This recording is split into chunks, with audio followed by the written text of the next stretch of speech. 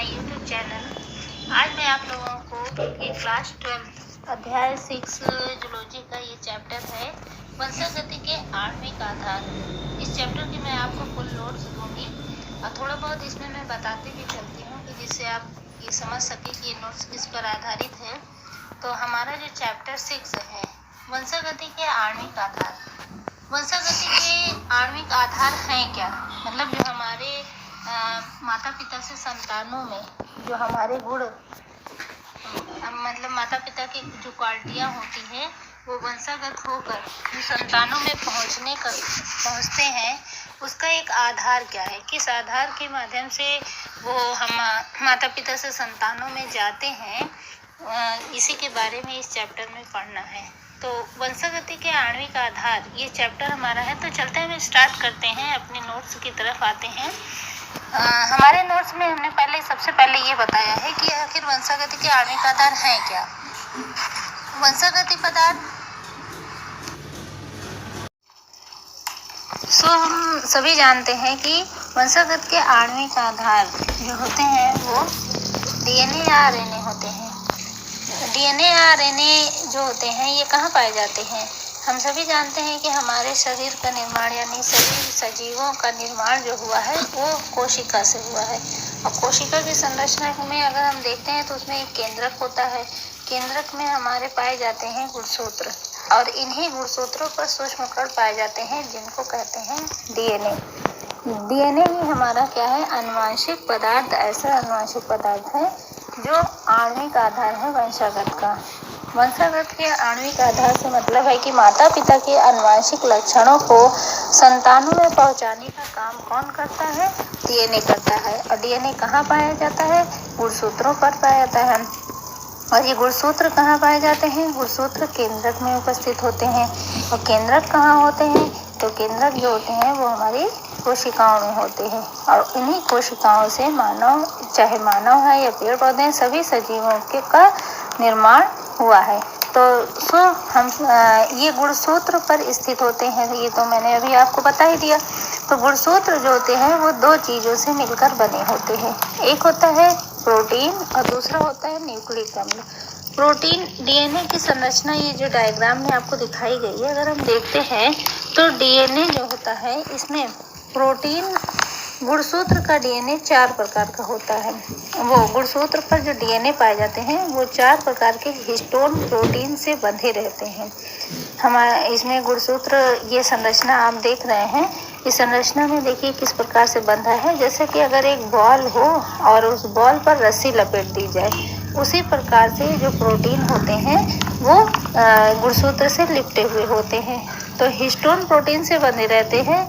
और ये जो हमारे प्रोटीन होते हैं ये 4 प्रकार के इसमें हैं, H2A, H2B, H3 तथा H4। प्रोटीन पर डीएनए इस प्रकार, ये तो मैंने बता ही दिया, इसे हिस्टोन प्रोटीन कहते हैं, क्योंकि ये हिस्टोन और प्रोटीन मिलकर ही हमारे गुणसूत्र का निर्माण करते हैं। पहले के जो वैज्ञानिक थे इन्होंने प्रोटीन को ही आनुवंशिक पदार्थ माना। जब शुरू में इसकी खोज हुई तो पहले जो वैज्ञानिक थे इन्होंने कहा कि जो प्रोटीन है यही हमारे आनुवंशिक पदार्थ हैं। परंतु बाद में इस बात की खोज हुई कि आनुवंशिक पदार्थ प्रोटीन नहीं बल्कि न्यूक्लिक अम्ल है। अब ये न्यूक्लिक अम्ल ये किसने इसको खोजा, कैसे खोजा, तो ये सब चीज़ें हैं, इसमें आपको पूरा डिटेल से दिया गया है। तो न्यूक्लिक अम्ल की खोज फ्रेडरिच मैस्चर ने 1869 ईस्वी में किया था। ये नाम आपको याद रखना है, 1 नंबर के क्वेश्चन में आ जाते हैं कि किसने इसकी खोज की थी। न्यूक्लिक अम्ल की खोज फ्रेडरिच मैस्चर ने 1869 में किया था। क्योंकि न्यूक्लिक एसिड जो होते हैं वो कहाँ पर होते हैं, केंद्रक में होते हैं।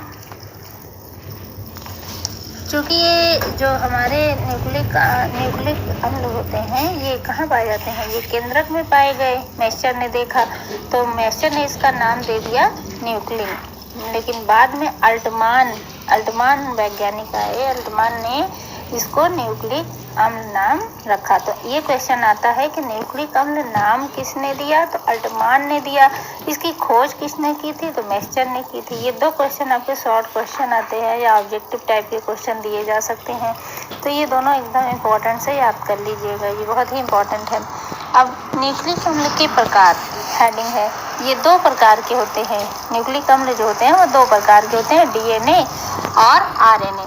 डीएनए को कहते हैं, इसका फुल फॉर्म आ जाता है, पूछा जाता है, कंपटीशन में भी पूछा जाता है और इसमें एक एक नंबर के ऑब्जेक्टिव में भी पूछ लेते हैं। डीएनए का मतलब होता है डीऑक्सी राइबोज न्यूक्लिक अम्ल, आरएनए का मतलब होता है राइबोज न्यूक्लिक अम्ल। तो इनमें से डीएनए सभी संतानों में आनुवंशिक पदार्थ का कार्य करते हैं, यानी जितने भी संतानें हैं सब में जो आनुवंशिक पदार्थ होता है, यानी माता पिता के लक्षणों को संतानों में पहुंचाने का काम करता है, वो डीएनए ही करता है। पर कुछ विषाणुओं को छोड़कर कुछ ऐसे भी विषाणु हैं जिनमें डीएनए नहीं पाया जाता है। वो कौन कौन से हैं? एक है टीएमवी और दूसरा है एचआईवी, तीसरा है इन्फ्लुएंजा। ये आपको याद रखना है। टीएमवी का फुल फॉर्म पूछा जाता है टोबैको मोज़ेक वायरस, और एचआईवी का फुल फॉर्म होता है ह्यूमन इम्यूनो डिफिशियंसी वायरस। ये इसका फुल फॉर्म बहुत इंपॉर्टेंट है, इसको आप प्लीज लर्न कर लीजिएगा कि टीएमवी का फुल फॉर्म क्या होता है और एचआईवी का क्या होता है। ये बहुत पूछे जाते हैं। टीएमवी को कहते हैं टोबैको मोज़ेक वायरस और एचआईवी को कहते हैं ह्यूमन इम्यूनो डिफिशियंसी वायरस। ये और इन्फ्लुएंजा, इन सब में डीएनए ना मिलकर इसमें आरएनए आनुवंशिक पदार्थ का कार्य करते हैं, इसमें डीएनए नहीं होते हैं। डीएनए आनुवंशिक पदार्थ होते हैं। अब इसकी खोज किसने मतलब इस पर कौन कौन से वैज्ञानिकों ने प्रयोग किया था? तो इसमें सन 1902 में सटन और बावेरी ने यह प्रस्तावित किया कि आनुवंशिक सूचनाएं एक पीढ़ी से दूसरी पीढ़ी तक गुणसूत्रों के माध्यम से जाती हैं। अनेक वर्षों तक यह विवाद बना रहा कि आनुवंशिक पदार्थ डीएनए है या प्रोटीन, मतलब ये कंफ्यूजन बना रहा कि प्रोटीन है आनुवंशिक पदार्थ या डीएनए है। तो इस पर बहुत मतलब कई वैज्ञानिकों ने बहुत इस पर प्रयोग किए। कई प्रयोगों के बाद मतलब कई पीढ़ियों के बाद कई जो है तब जाके ये कंफर्म हो पाया कि डीएनए होता है या प्रोटीन आनुवंशिक पदार्थ। तो ये कंफ्यूजन पहले वैज्ञानिकों में बना हुआ था। तो डीएनए के आनुवंशिक पदार्थ होने के प्रमाण क्या क्या प्रमाण हैं कि डीएनए ही आनुवंशिक पदार्थ है। अब अगर डीएनए को माना गया आनुवंशिक पदार्थ तो उसके कुछ प्रमाण भी तो होंगे, कुछ प्रूफ भी तो रखा हो गया होगा कि हाँ यही वजह है कि जिसकी वजह से इसको आनुवंशिक पदार्थ कहा गया। तो इसके लिए सब ने अपने अपने मत दिए। तो सबसे पहला है ग्रिफिथ का रूपांतरण प्रयोग।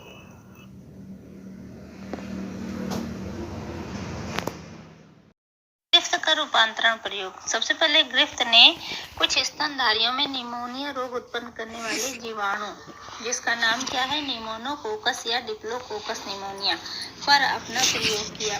इन्होंने देखा कि डिप्लोकोकस निमोनिया के 2 विभेद प्राप्त किए, जिसमें से एक एस स्ट्रेन है, दूसरा आर स्ट्रेन। फर्स्ट है उग्र विभेदी, इसको कहते हैं, इसको वायरुलेंट स्ट्रेन और एस स्ट्रेन कहते हैं, क्योंकि ये चिकनी भित्ति वाले होते हैं।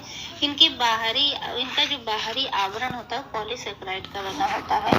और इन्होंने ये देखा कि जो एस स्ट्रेन है ये निमोनिया रोग उत्पन्न करने में सक्षम है। और सेकंड जो उन्होंने लिया उसको कहते हैं अनुग्र विभेद, यानी नॉन वायरुलेंट, और आर स्ट्रेन इसको कहते हैं। इस प्रकार के जीवाणु खुरदरी भित्ति वाले होते हैं और इनका बाहरी आवरण पॉलीसेकेराइड का नहीं बना होता है। यह निमोनिया रोग उत्पन्न नहीं कर सकता है। ठीक है, इन दोनों को यानी एस स्ट्रेन और आर स्ट्रेन को लेकर इस प्रकार के बैक्टीरिया को इन्होंने इंजेक्ट कराया। बैक्टीरिया को बारी बारी से इंजेक्ट कराया और इसका परिणाम देखा कि क्या इसका रिजल्ट होता है।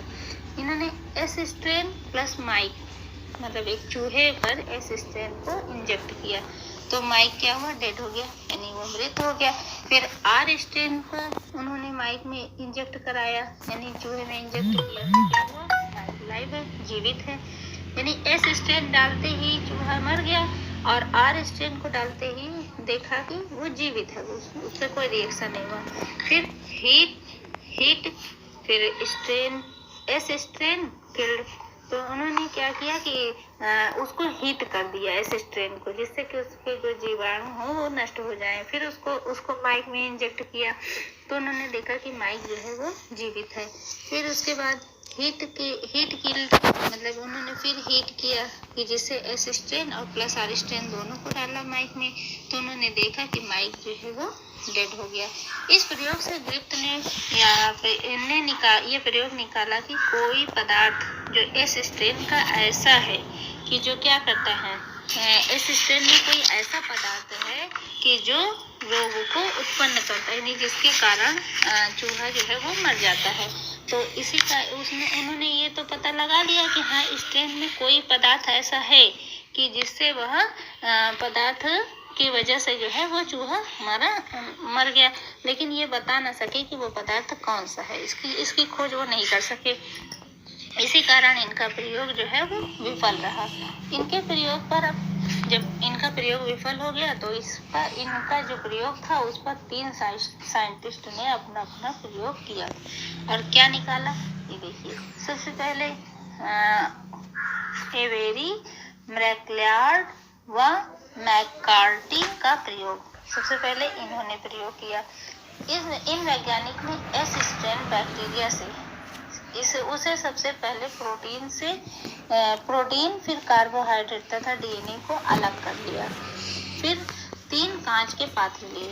इन्होंने क्या किया, एस स्ट्रेन को लिया और उस बैक्टीरिया से क्या क्या चीज़ अलग कर लिया, प्रोटीन को, कार्बोहाइड्रेट को और डीएनए को अलग अलग उसमें से कर लिया बैक्टीरिया से। करने के बाद 3 कांच के जार लिए और उस जार में इन्होंने एस स्ट्रेन बैक्टीरिया के जीवित भाग रखे। इसमें आर स्ट्रेन के इन्होंने जीवित भाग, देखो आर स्ट्रेन तीनों पात्रों में रख दिया और एक में प्रोटीन डाल दिया, एक में कार्बोहाइड्रेट और तीसरे में डीएनए को डाला। अब ये डालने के बाद उन्होंने क्या देखा कि इससे यह सिद्ध हुआ कि डीएनए पे क्या बनता है। देखिए, पात्र में जब इन्होंने डाला और फिर इसका निरीक्षण किया तो देखा कि पहले पात्र में तथा दूसरे पात्र में कोई एस स्ट्रेन बैक्टीरिया नहीं बनता, परंतु तीसरे पात्र में एस स्ट्रेन बैक्टीरिया बन गया। इसमें देखिए, इसमें नो एस स्ट्रेन और तीसरे वाले में क्या बनता है, एस स्ट्रेन बन जाता है। यानी कि डीएनए ही ऐसा था जिसके कारण इसमें एस स्ट्रेन फिर से बन गए। अतः इससे यह सिद्ध हुआ कि डीएनए ही एक ऐसा पदार्थ है जो आनुवंशिक लक्षण का काम करता है। अतः डीएनए को ही आनुवंशिक पदार्थ होता है। करने के लिए इसका जो क्रेज जाता है वो अल्फ्रेड डी हार्शे एवं मार्था चेज का प्रयोग, यानी ये अल्फ्रेड डी हार्शे और मार्था को जाता है, मार्था चेज को। इनका जो प्रयोग था इसने पूरी तरीके से यह सिद्ध किया कि डीएनए ही आनुवंशिक पदार्थ होता है। इन्होंने क्या किया, इन्होंने किया कि डीएनए आनुवंशिक पदार्थ है नहीं, इसके लिए इन्होंने एक प्रयोग किया जिसमें इन्होंने बैक्टीरियोफेजेस के ऊपर ये प्रयोग किया था। बैक्टीरियोफेज एक ऐसा विषाणु है जो जीवाणु को प्रभावित करता है। ओके, तो इन्होंने बैक्टीरियोफेज यानी ई कोलाई पर अपना अध्ययन किया। जैसे पूछ सकते हैं कि किस पर इन्होंने अपना अध्ययन किया था, तो हार्शे और चेज ने ई कोलाई पर अपना प्रयोग किया था। इसमें इन्होंने क्या किया कि बैक्टीरियोफेज यानी ई कोलाई बैक्टीरिया से जुड़ता है। इन्होंने बैक्टीरियोफेज को ई कोलाई से जोड़ दिया और जोड़ने पर उसकी जो बैक्टीरियोफेज की जो टेल है के माध्यम से बैक्टीरियोफेज अपना जेनेटिक्स पदार्थ, जो भी जेनेटिक्स पदार्थ है वो ई कोलाई में डाल देता है। ई कोलाई ये नहीं समझ पाता है कि इसके आनुवंशिक पदार्थ उसका नहीं है और ई कोलाई में प्रवेश किए हुए जो पदार्थ थे वो भी वृद्धि करने लगते हैं और ई कोलाई की कोशिकाओं में बहुत सारे बैक्टीरियोफेज बने लगते हैं। इस प्रकार बैक्टीरियोफेज की संख्या बढ़ जाती है। तो हार्शे एवं चेज ने यह सिद्ध किया कि डीएनए में, मतलब इन्होंने दिखा दिया कि इसका जो आनुवंशिक पदार्थ था वो उसमें जाने पर ये पूरी तो हार्शे और चेज ने यह ज्ञात किया कि डीएनए में, उन्होंने ये भी बताया कि डीएनए में फास्फोरस पाया जाता है परंतु सल्फर नहीं पाए जाते हैं। और यह भी ज्ञात किया कि प्रोटीन में सल्फर पाया जाता है परंतु फास्फोरस नहीं पाया जाता है। तो ये इन्होंने दोनों प्रयोग में किया। देखिए इसमें लिखा है कि डीएनए जो होता है इसमें फास्फोरस होता है, फास्फोरस 33P होता है और इसमें सल्फर नहीं होता है। और प्रोटीन जो होता है, प्रोटीन में फास्फोरस नहीं होता, सल्फर पाया जाता है। तो इन्होंने अपना जो प्रयोग किया उसमें तो एक देखिए इसमें जार ऐसा ले लिया, इसमें बैक्टीरियोफेज में डाल दिया और बैक्टीरियोफेज में हार्से ने क्या किया कि इसमें एक बैक्टीरियोफेज में P32 डाला और दूसरे में S35 को डाल दिया। और डालने के बाद जब इन्होंने अपना प्रयोग किया तो क्या देखते हैं कि डीएनए में P32 तथा S32 था तथा एक दूसरा बैक्टीरियोफेज तैयार किया जिसमें P नॉर्मल था और S35 था। इन्होंने दोनों बैक्टीरियोफेज की ई कोलाई बैक्टीरिया के साथ रखा तो इससे बने नए बैक्टीरियोफेज में पहले की संतान में P32 पाया गया परंतु दूसरे में P नॉर्मल पाया गया और S35 नहीं पाया गया। अब जब S35 नहीं पाया जा रहा तो इसका मतलब है कि जो प्रोटीन है उसी में तो S35 था, तो प्रोटीन जो आनुवंशिक पदार्थ नहीं है तो क्या है, डीएनए ही आनुवंशिक पदार्थ है, प्रोटीन नहीं है। तो ये हार्से के प्रयोग से सिद्ध हुआ कि हार्से ने चीज ने सिद्ध कर दिया कि डीएनए ही आनुवंशिक पदार्थ होता है, प्रोटीन आनुवंशिक पदार्थ नहीं। अब नेक्स्ट टॉपिक हम अपना पढ़ते हैं आरएनए। आरएनए क्या है, राइबो न्यूक्लिक अम्ल इसका फुल फॉर्म होता है। आरएनए पहला आनुवंशिक पदार्थ था जिसे सबसे पहले इसी की खोज हुई आरएनए की, क्योंकि ऐसा माना जाता था कि आरएनए में आनुवंशिक सूचनाओं को निहित करने की क्षमता होती है, यानी जो आनुवंशिक सूचनाएं हैं उसको ये अपने अंदर निहित करता है। आरएनए का विकास डीएनए से पहले हुआ, यानी जो आरएनए बना वो डीएनए से पहले बना, बाद में डीएनए का विकास हुआ। आरएनए के रासायनिक रूपांतरण से डीएनए का निर्माण होता है। तो आनुवंशिक आरएनए किसमें पाए जाते हैं, डीएनए तो सभी सजीवों में पाए जाते हैं, यानी मैंने इसे शुरू में ही आपको बताया। और आरएनए जो होते हैं वो कुछ में पाए जाते हैं, जैसे HIV में और इन्फ्लुएंजा में, TMJ में यानी टोबैको मोज़ेक वायरस और पॉलीमाइलिटीज में और इंसेफेलिटीज आदि में आनुवंशिक पदार्थ आरएनए ही पाया जाता है, डीएनए नहीं पाया जाता है। डीएनए सभी सजीवों में पाए जाते हैं, पर ये कुछ जो है जीवाणु ऐसे हैं जिनमें आनुवंशिक पदार्थ डीएनए नहीं पाए जाते हैं, आरएनए पाए जाते हैं। पौधों के अधिकांश विषाणुओं में भी आरएनए पाया जाता है। कुछ जीवाणु भोजी यानी बैक्टीरियोफेजेज में भी I2, MS2 और R17 आदि, इन सब में आरएनए पाया जाता है, आनुवंशिक पदार्थ डीएनए नहीं पाया जाता। तो डीएनए से एमआरएनए, एमआरएनए से प्रोटीन। ये देखिए यहाँ इस पे एक टिप्पणी आती है, अनुलेखन क्या है, यानी ट्रांसक्रिप्शन किसे कहते हैं, ट्रांसलेशन किसे कहते हैं। तो ट्रांसक्रिप्शन क्या होता है, डीएनए से एमआरएनए का बनना, डीएनए से एमआरएनए का बनना ट्रांसक्रिप्शन यानी अनुलेखन कहलाता है। फिर एमआरएनए से फिर प्रोटीन का निर्माण जब हो जाता है तो इसको कहते हैं ट्रांसलेशन। तो आरएनए फिर आरएनए से डीएनए का बनना, ये क्या कहलाता है, ये कहलाता है रिवर्स ट्रांसक्रिप्शन। ट्रांसक्रिप्शन क्या है, डीएनए से एमआरएनए का बनना और आरएनए से डीएनए का बनना रिवर्स, यानी दोबारा रिवर्स हो गया ना, तो रिवर्स ट्रांसक्रिप्शन कहलाता है। तो इस तरीके से ये इस पर टिप्पणी आती है लिखने के लिए कि ट्रांसक्रिप्शन क्या है, ट्रांसलेशन क्या है। तो ट्रांसक्रिप्शन डीएनए से आरएनए का बनना ट्रांसक्रिप्शन कहलाता है, फिर आरएनए से प्रोटीन का बनना ट्रांसलेशन कहलाता है, और रिवर्स ट्रांसक्रिप्शन क्या है, आरएनए से डीएनए का बनना। ट्रांसक्रिप्शन क्या है, ट्रांसलेशन क्या है ना, इस पर टिप्पणी आती है तो इसको जरूर तैयार कर लीजिएगा। देखिए यहाँ पे आपको नोट्स में लिखा भी है कि डीएनए कहाँ पाया जाता है, केंद्रक में पाया जाता है। डीएनए जो सूचना प्राप्त करता है उसे एमआरएनए को देता है और फिर एमआरएनए कोशिका के द्रव में जाकर इस सूचना को प्रोटीन को दे देता है, फिर अभिक्रिया होती है और शरीर का पार्ट। आप पागल है क्या, वीडियो बना रहे तुम बोले जा रहे हैं। ट्रांसक्रिप्शन कहलाता है और एमआरएनए से बता देंगे ट्रांसलेशन कहलाता है। जब बीच में बोल रहे हैं हम वीडियो कहते हैं।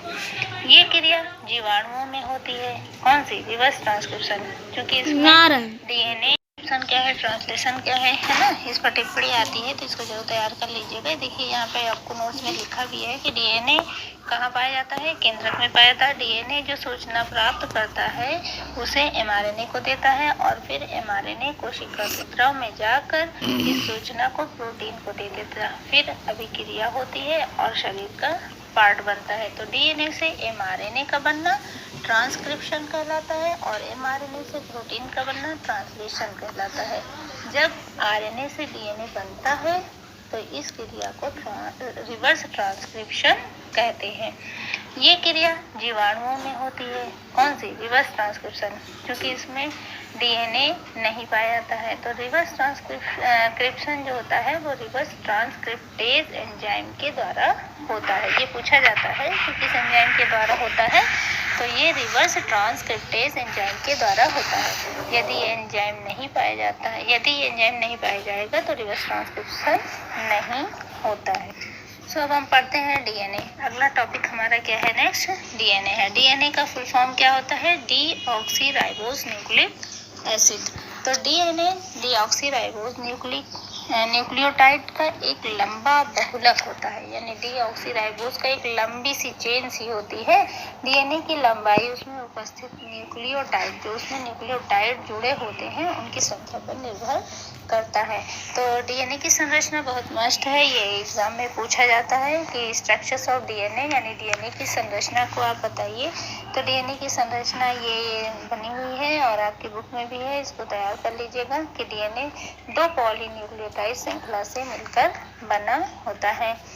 पॉलीन्यूक्लियोटाइड, तो यानी पॉली का अर्थ होता है बहुत सारे, न्यूक्लियोटाइड जो होते हैं वो डीएनए 2 पॉलीन्यूक्लियोटाइड से मिलकर बना होता है। न्यूक्लियोटाइड तो डीएनए के 2 पॉलीन्यूक्लियोटाइड से मिलकर बना होता है। न्यूक्लियोटाइड जो होते हैं वो 3 चीज़ों से मिलकर बने होते हैं। पहला है नाइट्रोजनी क्षार, दूसरा है पेंटोस शर्करा, तीसरा होता है फॉस्फेट ग्रुप। नाइट्रोजनी क्षार कौन कौन से हैं? ये सब बहुत इंपॉर्टेंट चीज़ें हैं, इसमें से बहुत सारे क्वेश्चन आते हैं आपके एग्जाम में कि नाइट्रोजनी क्षार कौन से हैं। नाइट्रोजनी क्षार एक होता है प्यूरीन, दूसरा होता है पिरिमिडीन। प्यूरीन के 2 हैं, एडेनिन और ग्वानिन, ए और जी शॉर्ट फॉर्म में इसे लिखते हैं। और पिरिमिडीन जो होते हैं वो साइटोसिन, थायमीन और यूरेसिल, ये 3 होते हैं। यानी नाइट्रोजनी क्षार जो होते हैं ये 2 टाइप्स के हैं, यानी कि प्यूरीन और पिरिमिडीन। ये डीएनए में जब बंध बने होते हैं तो उसमें ये जुड़े रहते हैं। तो एडेनिन, ग्वानिन और साइटोसिन, थायमीन और यूरेसिल। तो नाइट्रोजनी क्षार अगर डीएनए का पूछा जाता है तो कौन कौन से हैं? एडेनिन, ग्वानिन, साइटोसिन, थायमीन और यूरेसिल। अब यहाँ पर देखिए डीएनए में यूरेसिल कह रहे कि डीएनए में 4 होते हैं, यूरेसिल नहीं, थायमीन नहीं, आरएनए में छोड़िए। हाँ, ये 5 आपके नाइट्रोजनी क्षार हैं। और इसके बाद हम देखते हैं कि प्यूरीन की संरचना क्या है। प्यूरीन की संरचना एडेनिन, ग्वानिन, साइटोसिन, यूरेसिल और थायमीन, इस सब की देखिए संरचना दिखाई गई है। इसमें एन सिंगल और डबल बॉन्ड से जुड़े हैं और NH2 जुड़ा हुआ है एडेनिन में, और इसमें O जुड़ा है, NH2 है और O भी है डबल बॉन्ड से ग्वानिन में। पिरिमिडीन में है, NH2 है, N है और O है, ये डबल और सिंगल बॉन्ड से बने हैं। इसकी संरचना को आप तैयार कर लीजिएगा। यूरेसिल में भी देखिए 2 O इसमें ग्रुप जुड़े हुए डबल बॉन्ड से, और इसमें थायमीन में देखेंगे तो इसमें भी 2 O है और NH2 भी। यहाँ पे जो है CH2 एक है NH। ये ध्यान से इसको तैयार कर लीजिएगा। सो सेकंड पॉइंट है पेंटोस शर्करा।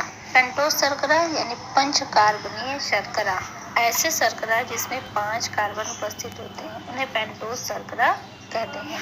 पेंटोस शर्करा 2 प्रकार का होता है, एक डीऑक्सीराइबोज शर्करा यानी डीएनए, दूसरा होता है राइबोज शर्करा। ये सब 5 कार्बन के तत्व होते हैं, ये 5 कार्बन से मिलकर बने होते हैं, इसलिए इन्हें 5 कार्बनीय शर्करा भी कहते हैं। तो राइबोज शर्करा की ये संरचना आपको दी गई है और दूसरा है डीऑक्सीराइबोज शर्करा की, ये भी पूछा जाता है, इसको भी तैयार कर लीजिएगा।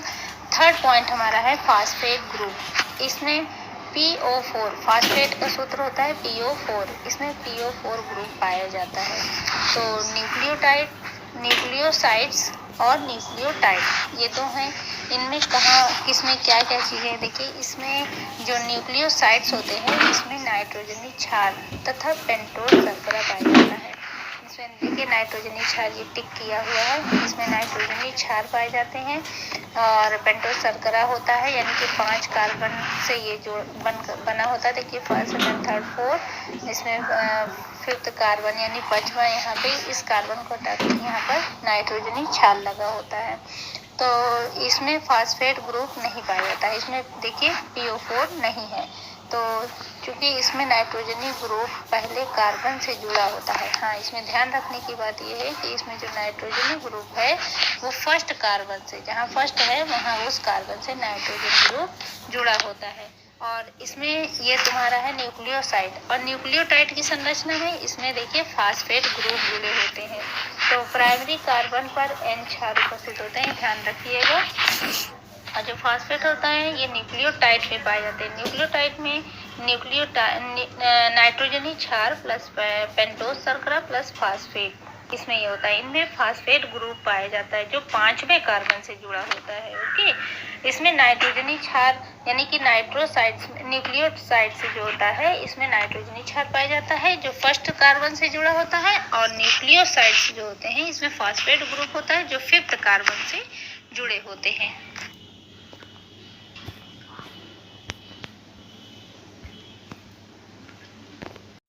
हमारा है डीएनए की संरचना। अभी मैंने आपको बताया कि जो डीएनए या आरएनए के बनने में नाइट्रोजनी क्षार होते हैं वो 5 थे ना, 2 थे यूरेसिल और 2 थे आपके प्यूरिन और पिरिमिडीन, है ना। प्यूरिन में है एडेनिन और ग्वानिन, और पिरिमिडीन में थे साइटोसिन और थायमिन और यूरेसिल। तो डीएनए और आरएनए में से इसमें जो डीएनए होता है इसमें यूरेसिल नहीं पाया जाता है, और 4 इसमें मिलते हैं। इनमें से जो 5 हैं 5 में से 4 मिलते हैं। डीएनए में यूरेसिल नहीं पाए जाते हैं और आरएनए में नहीं। तो हम अपने डीएनए की संरचना पर आते हैं। तो डीएनए जो होता है वो 2 पॉलीन्यूक्लियोटाइड श्रृंखलाओं से मिलकर बना होता है। तो पॉली मतलब बता चुके हैं कि बहुत सारे होते हैं ना, तो न्यूक्लियोटाइड श्रृंखलाओं से मिलकर बना होता है। न्यूक्लियोटाइड 3 प्रकार के हैं, नाइट्रोजन क्षार, पेंटोस शर्करा और फॉस्फेट समूह। तो नाइट्रोजन क्षार 4 होते हैं, एडेनिन, ग्वानिन, साइटोसिन और थायमिन।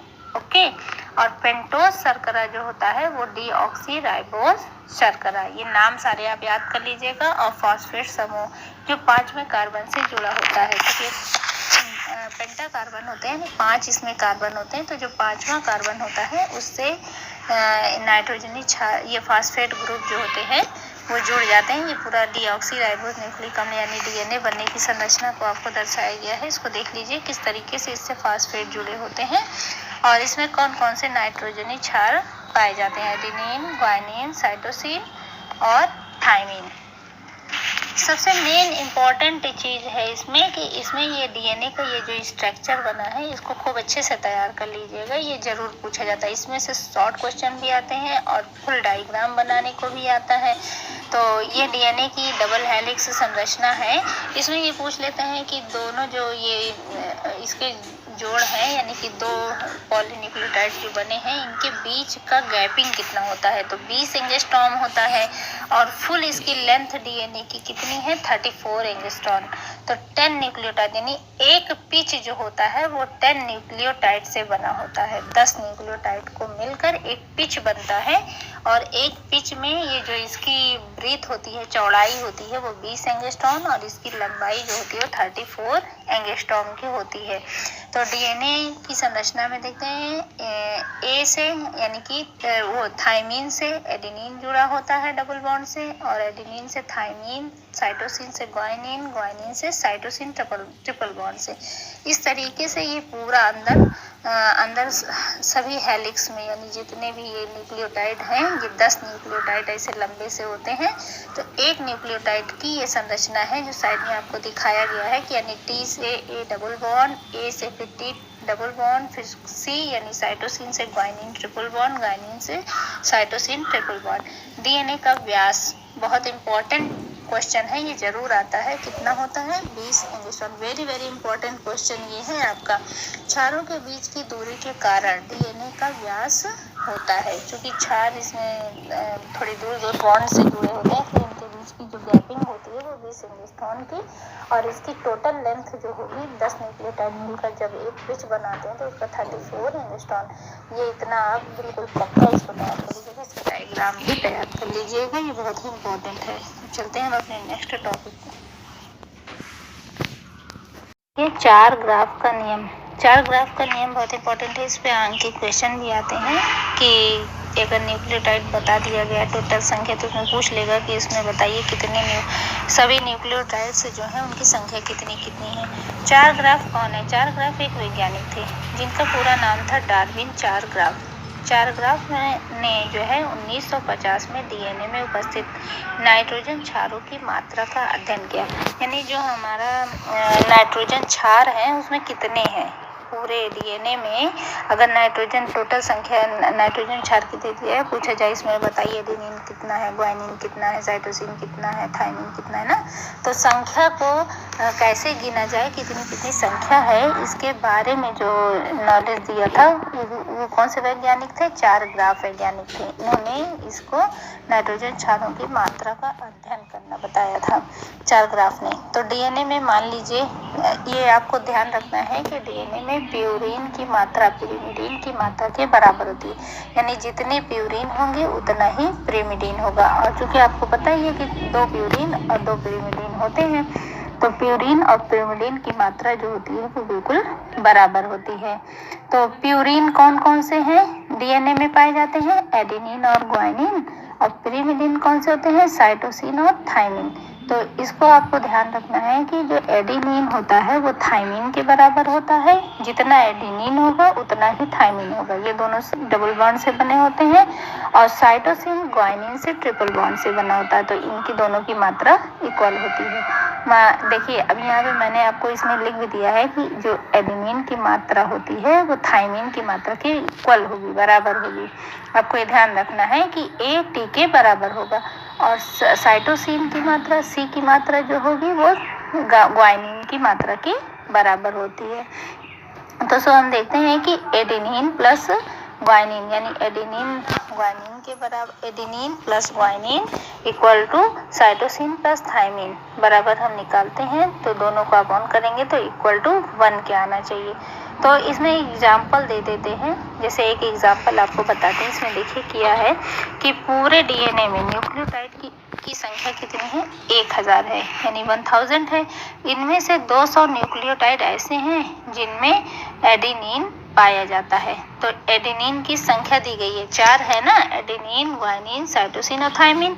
तो एक की संख्या दी गई है, यानी एडेनिन की संख्या बता दी गई है 200 है। हमें पता है कि एडेनिन बराबर होता है थाइमिन के, तो चूंकि 200 एडेनिन है तो इक्वल होगा 200 थाइमिन के। तो A प्लस T कितना हो गया? 400। तो A प्लस T 400 हो गया। तो 1000 टोटल संख्या है, तो 1000 में से अगर 400 को माइनस कर देंगे तो हमारा कितना बचेगा? 600। यानी 600 जो बचा है वो हमारा कौन है? साइटोसिन और ग्वानिन। तो 300 साइटोसिन 300 ग्वानिन, चूंकि दोनों बराबर होते हैं। तो ये हमारी इस तरीके के क्वेश्चन आते हैं। तो इसमें आपको सारे न्यूक्लिक अम्ल जो होते हैं न्यूक्लियोटाइड को अलग करना होता है, कितने कितने हैं। तो एक क्वेश्चन है, देखिए क्वेश्चन में लिखा है कि एक डीएनए में 16,000 यानी 16,000 न्यूक्लियोटाइड है एक डीएनए में। कह रहा है कि इसमें से साइटोसिन की संख्या 600 है, तो बाकी न्यूक्लियोटाइड की संख्या बताइए। ये क्वेश्चन है, तो कैसे हम करेंगे? C बराबर 600, 6000 हमको दिया है। तो जब C हमें पता है कि साइटोसिन ग्वानिन के इक्वल होता है, तो जितना साइटोसिन उतना ग्वानिन, यानी बराबर 6000 ग्वानिन भी है। तो अब साइटोसिन प्लस ग्वानिन इसको दोनों को टोटल कर लेंगे तो 6000 होके 12000 हो जाएगा। अब कुल न्यूक्लियोटाइड कितने हैं? 16000। 16000 में से 12000 को माइनस कर देंगे, आएगा 4000। तो 4000 जो हमारा आया है वो 4000 क्या है? एडेनिन और थाइमिन। तो एडेनिन और थाइमिन दोनों इक्वल होते हैं, तो 4000 मतलब 2000 2000 दोनों होगा। तो दोनों 2000 हो गए। ये सारे मान हमारे निकल आए। तो साइटोसिन कितना है? 6000 है। ग्वानिन कितना है? 6000 है। एडेनिन 2000 और एडेनिन 2000। तो इस तरह से जो क्वेश्चन आते हैं इसको आपको सॉल्व कर लेना है, बहुत इजी है। इसे ध्यान रखिएगा और तैयार कर लीजिएगा। ये 4 ग्राफ का नियम पूछा जाता है। तो हम चलते हैं अपने नेक्स्ट टॉपिक पर, डीएनए का विकृतीकरण। व पुनः आकृतिकरण, यानी कि है denaturation and renaturation of DNA. यदि हम डीएनए को देखो, विकृतीकरण क्या है? विकृत मतलब होता है अलग हो जाना। यदि हम डीएनए को गर्म कर दें तो उनके बीच के जो हाइड्रोजन बंध है वो टूट जाते हैं और टूटकर वो दो कुंडलियां जो हैं वो अलग हो जाती हैं। इस क्रिया को ही डीएनए का विकृतीकरण कहते हैं। और यदि गर्म डीएनए को हम फिर से ठंडा कर दें तो उनके जो बंध होते हैं वो फिर से बन जाते हैं। तो बंध बन जाने पर इस क्रिया को क्या कहेंगे? डीएनए का पुनः आकृतिकरण। ओके, ये आपको समझ में आ गया होगा। इन सब की छोटी छोटी टिप्पणियां आती हैं, इसे आप तैयार कर लीजिएगा। अब हम चलते हैं फिर नेक्स्ट टॉपिक पर। डीएनए की संरचनाएं जो है दो प्रकार की हैं। एक है डीएनए मतलब रेखाकार व वृत्ताकार डीएनए। रेखाकार डीएनए के दोनों छोर स्वतंत्र होते हैं, यानी जब डीएनए पूरी दोनों तरफ से स्वतंत्र होते हैं तो वे आपस में जुड़ते नहीं हैं, तो उस समय उस प्रकार के डीएनए को रेखाकार डीएनए कहते हैं। और ये कहाँ पाए जाते हैं? ये यूकैरियोटिक कोशिकाओं में इस प्रकार का डीएनए पाया जाता है जो खुले होते हैं, दोनों साइड से स्वतंत्र होते हैं। और वृत्ताकार डीएनए के दोनों छोर जो है आपस में जुड़े हुए होते हैं, वे स्वतंत्र नहीं होते हैं। ये किस में पाए जाते हैं? ये प्रोकैरियोटिक कोशिकाओं में व यूकैरियोटिक कोशिकाओं के माइटोकॉन्ड्रिया व लवक में पाए जाते हैं। वेरी इंपॉर्टेंट है ये टॉपिक, 1 नंबर पे पूछा जाता है कि यूकैरियोटिक कोशिकाओं के माइटोकॉन्ड्रिया में भी कैसा पाया जाता है? वृत्ताकार डीएनए पाया जाता है। अब हम अपना नेक्स्ट टॉपिक देखते हैं, कोडिंग व नॉन कोडिंग डीएनए क्या है। कोडिंग और नॉन कोडिंग, देखिए डीएनए का वह भाग जो एमआरएनए के निर्माण में भाग लेता है, यानी एमआरएनए बनाने में जो भाग लेता है उसे कोडिंग व एक्सॉन भी कहते हैं। यानी डीएनए से एमआरएनए के बनने में जो डीएनए का भाग लेता है उसे एक्सॉन्स या कोडिंग कहते हैं। और नॉन कोडिंग भाग वह होता है डीएनए का वह भाग जो आरएनए के बनने में भाग नहीं लेता है, उसे नॉन कोडिंग या इंट्रॉन यानी कि एंट्रॉन कहलाता है। तो एक्सॉन वाले भाग जो होते हैं वो डीएनए से आरएनए के बनने में सहायक होते हैं और इंट्रॉन जो होते हैं ये भाग नहीं लेते हैं, यानी कि डीएनए से आरएनए के बनने में भाग नहीं लेते हैं। नेक्स्ट वेरी इंपॉर्टेंट है, ये क्वेश्चन आते हैं आपके कि यूकैरियोटिक व प्रोकैरियोटिक कोशिकाओं में क्या अंतर है, कि डीएनए में क्या अंतर है। तो डीएनए में उसके अंतर जब पूछा जाएगा कि यूकैरियोटिक के डीएनए की कोशिका कैसी है और प्रोकैरियोटिक की, तो डीएनए इसमें जो यूकैरियोटिक में पाए जाते हैं उसके डीएनए में हिस्टोन प्रोटीन पाया जाता है और इसमें प्रोकैरियोटिक वाले में डीएनए में हिस्टोन प्रोटीन नहीं पाए जाते हैं। डीएनए केंद्रक व माइटोकॉन्ड्रिया व लवक में पाया जाता है और इसका जो प्रोकैरियोटिक का डीएनए होता है ये कोशिका द्रव में पाया जाता है। तो ये दो अंतर हैं, इसको आप तैयार कर लीजिएगा। अंतर पूछा जाता है और ये आपका क्रोमोसोम्स की संरचना है जिसमें गुणसूत्र, डीएनए और हिस्टोन प्रोटीन से मिलकर ये हमारा क्रोमोसोम्स बना होता है। नेक्स्ट पूछा जाता है कि डीएनए व आरएनए में अंतर बताइए। बहुत इंपॉर्टेंट है कि डीएनए आरएनए में अंतर, अगर आपको और मिलता है तो इसको और कहीं से तैयार कर लीजिएगा। फिलहाल मैंने ये 3 टॉपिक लिख दिए हैं कि डीएनए जो होता है ये डीऑक्सीराइबोस शर्करा इसमें पाया जाता है और आरएनए में राइबोस शर्करा पाया जाता है। इसमें एडेनिन, ग्वानिन, साइटोसिन और थायमिन पाया जाता है इसमें, और आरएनए में एडेनिन, ग्वानिन, साइटोसिन और यूरेसिल पाए जाते हैं। डीएनए क्या है? डीएनए केंद्रक में तथा माइटोकॉन्ड्रिया में पाया जाता है और आरएनए जो होता है ये कोशिका द्रव में पाए जाते हैं। तो ये अंतर आप बहुत इंपॉर्टेंट है, इसको तैयार कर लीजिएगा। अब हम आते हैं अपने नेक्स्ट टॉपिक पर, डीएनए प्रतिलिपिकरण यानी डीएनए रेप्लिकेशन। डीएनए से नए डीएनए का बनना ही डीएनए प्रतिलिपिकरण कहलाता है। ये बहुत सिंपल सी चीज़ है, इसको ध्यान रखिए कि एक डीएनए से नए डीएनए का बनना प्रतिलिपिकरण कहलाता है। इस क्रिया में मुड़ा हुआ जो डीएनए होता है सबसे पहले सीधा हो जाता है। डायग्राम में आपको दिखाया गया मुड़ा हुआ डीएनए है, ये पहले सीधा हो जाता है। सीधा होने के बाद इसके जो बॉन्ड होते हैं ये कैसे दिखाई दे रहा है? सीढ़ी की तरह दिखाई दे रहा है ना। इनके बीच हाइड्रोजन बंध बने होते हैं, ये टूटने लगते हैं। उसके बाद पहले ये सीधा होता है सीढ़ी के समान, उसके बाद इसके बंध जो होते हैं वो टूटने लगते हैं। टूटने के बाद दोनों श्रृंखलाएं अलग अलग हो जाती हैं और कोशिकाओं में पहले से उपस्थित न्यूक्लियोटाइड आकर जुड़ने लगते हैं और नया डीएनए का निर्माण हो जाता है। तो नया डीएनए का निर्माण होना ही इस क्रिया को ही क्या कहते हैं? डीएनए प्रतिलिपिकरण। डीएनए प्रतिलिपिकरण की क्रियाविधि देखिए, क्रियाविधि का मतलब होता है कैसे डीएनए का प्रतिलिपिकरण होता है, यानी एक डीएनए से दूसरा डीएनए किस प्रकार से बनता है। तो एक डीएनए से दूसरा डीएनए के बनने में 3 प्रकार के एंजाइम सहायक होते हैं। देखिए इसमें इतने एंजाइम्स हैं, 3 नहीं 5 हैं, लेकिन 3 मोस्ट हैं। ये सहायक होते हैं। एक होता है टोपो आइसोमेरेज, ठीक है, डीएनए गायरेज जिसको कहते हैं। दूसरा होता है हेलिकेज। तीसरा होता है DNA polymerase, RNA polymerase, DNA ligase. इतने हैं। ये सभी एंजाइम्स क्रियाविधि में भाग लेते हैं, जो क्रिया होती है। देखिए इसमें डायग्राम में आपको दिखाया गया है कि टोपो आइसोमेरेज एंजाइम का कार्य क्या है? डीएनए की कुंडली को खोलना, यानी जो मुड़े हुए होते हैं उनको खोलने का काम कौन करता है? टोपो आइसोमेरेज। उसके बाद यहाँ से कुंडली को खोलते हैं। फिर सेकंड में देखिए इसमें दिया है कि टोपो आइसोमेरेज इसकी कुंडली को खोल देता है और हेलिकेज जो होता है ये इसके हाइड्रोजन बंध को तोड़कर आगे बढ़ते हैं। हेलिकेज के बाद फिर इसमें हम देखते हैं नेक्स्ट डायग्राम में। इसमें देखिए फिर ये जो टूटते हैं, टूटने के बाद इसमें कोशिका में उपस्थित जो फिर से और होते हैं ये एडेनिन ग्वानिन साइटोसिन, ये आकर सब इससे जुड़ने लगते हैं दोनों साइड से, और जुड़कर एक एक जो है ये श्रृंखला बनाते हैं। इसका बनाने का काम कौन? आरएनए पॉलीमरेज है, ये इसको अलग कर देते हैं ना, और लीडिंग स्ट्रेन है। इस तरीके से ये सारे टूट करके एक से 2 डीएनए में बदल जाते हैं।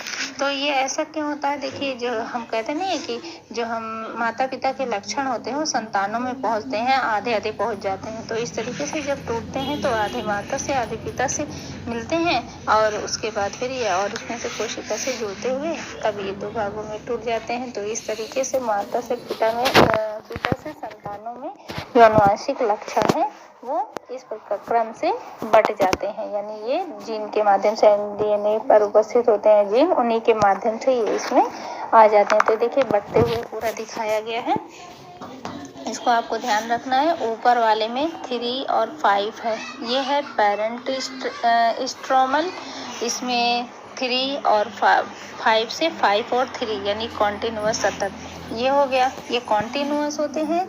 और दूसरा होता है डिसकॉन्टिन्यूअस होता है, इसमें नीचे वाले हेलिक्स जो होते हैं उसमें 5, 3 और 3 to 5 ये होते हैं डिसकॉन्टिन्यूअस हेलिक्स। तो ये जोड़ने के क्रम को भी आपको याद रखना है कि कॉन्टिन्यूअस है कि डिसकॉन्टिन्यूअस है, ये आपको देख लेना है।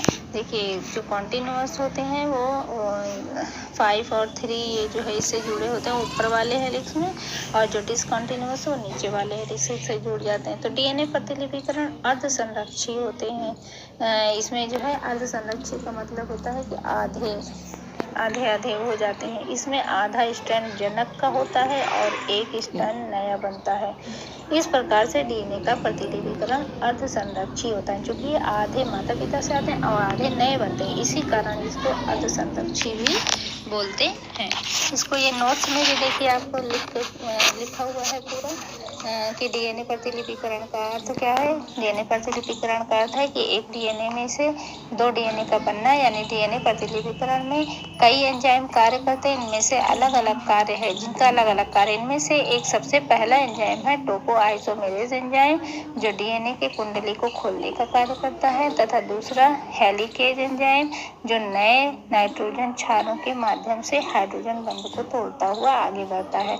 तीसरा है आरएनए पॉलीमरेज जो डीएनए के खंडन पर बैठता है, इसको खंड बनाता है, और आरएनए प्राइमर है इसका निर्माण करता है। फिर आरएनए प्राइमर जब बन जाता है तो इस तरीके से पूरा ये अलग होकर नए नए डीएनए में बदल जाते हैं। टॉपिक पर चलते हैं आरएनए की संरचना कैसे कैसे हुई है, किससे किससे बना है, इससे कौन कौन से क्वेश्चन आते हैं। तो आरएनए का फुल फॉर्म क्या है? Ribonucleic acid. राइबोन्यूक्लियोटाइड न्यूक्लियोटाइड्स जो की एक लंबी श्रृंखला होती है। आरएनए क्या है? राइबोन्यूक्लियोटाइड्स की एक लंबी श्रृंखला होती है। राइबोन्यूक्लियोटाइड्स जो होते हैं ये 3 चीज़ों से भी बने होते हैं। एक नाइट्रोजनी क्षार, दूसरा पेंटोज क्षार, तीसरा फास्फेट समूह। तो नाइट्रोजनी क्षार जब हमने डीएनए का पढ़ा था तो उसमें कौन सा था? एडेनिन, ग्वानिन, साइटोसिन और थायमिन। पर इसमें जो आरएनए है इसका नाइट्रोजनी क्षार है एडेनिन, ग्वानिन, साइटोसिन। थायमिन इसमें नहीं होगा, इसकी जगह पर यूरेसिल होगा। पेंटोज क्षार कौन सा है? राइबोज शर्करा। और फास्फेट समूह तो यहाँ पे देखिए P+S एडेनिन और ग्वानिन। तो इसमें यहाँ पर देखिए ये संरचना बना के दिखाया गया है। इसमें फास्फोडाइएस्टर बंध, ये किस बंध से बने होते हैं? फास्फोडाइएस्टर बंध के आरएनए की अधिकतर मात्रा कोशिका द्रव में पाया जाता है। तो आरएनए तो हमने बताया था किन किन उसमें पाया जाता है। तो और ये कहाँ पर देखिए इसमें P+S साइटोसिन यानी फास्फेट और सल्फर दोनों पाए जाते हैं। P+S यूरेसिल, साइटिडिलिक अम्ल और यूरिडिलिक अम्ल ये 2 होते हैं। और डीएनए देखिए इसमें हमने दिया है, इसकी संरचना भी दिखाई है। ये सब शुरू में भी आपको बता दी। इसमें सिडिक बंध होता है। कौन सा? सिडिक बंध पाया जाता है। बंध का नाम ध्यान रखना है। जहाँ से नाइट्रोजन क्षार जुड़ा होता है उस बंध को कहते हैं, यानी कि कार्बन और नाइट्रोजन जो जोड़कर जहाँ बंध जो बना होता है उस बंध को ग्लाइकोसिडिक बंध कहते हैं। डीएनए कहाँ पर होता है? केंद्रक तथा माइटोकॉन्ड्रियल लवक में पाया जाता है। तो यहाँ आरएनए का संगठन, तो ये हम संगठन ही तो बता रहे हैं आपको। संगठन में क्या है? आरएनए कोशिका द्रव में पाया जाता है। आरएनए राइबोन्यूक्लियोटाइड से मिलकर बना होता है। राइबोन्यूक्लियोटाइड 3 चीज़ों से मिलकर बना होता है।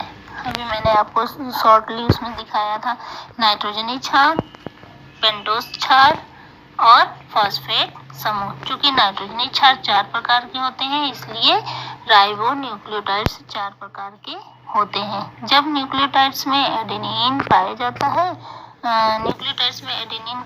है तो इसे एडिनिलिक अम्ल, और जब ग्वानिन पाया जाता है तो इसे ग्वाइनोलिनिक अम्ल कहते हैं। ठीक है, जब इसमें एडेनिन पाया जाता है तो उसे एडेनिलिक, और जब उसमें ग्वानिन पाया जाता है तो उसे ग्वाइनिलिक अम्ल कहते हैं। प्रकार के होते हैं। तो आरएनए जो होते हैं वो 3 प्रकार के होते हैं। एक mRNA, दूसरा tRNA, तीसरा rRNA। तो mRNA को कहते हैं मैसेंजर आरएनए, यानी मैसेज पहुंचाने वाला, यानी संदेशवाहक आरएनए। हिंदी में कहते हैं संदेशवाहक आरएनए। और tRNA को कहते हैं ट्रांसफर आरएनए, यानी स्थानांतर। ट्रांसफर किसको कहते हैं? एक जगह से दूसरी जगह जाना, यानी ट्रांसफर होना। इसका मतलब हिंदी में होता है स्थानांतरण। तो इसको ट्रांसफर आरएनए, tRNA यानी ट्रांसफर आरएनए, स्थानांतरण आरएनए। और तीसरा थर्ड टाइप का है rRNA, राइबोसोमल आरएनए।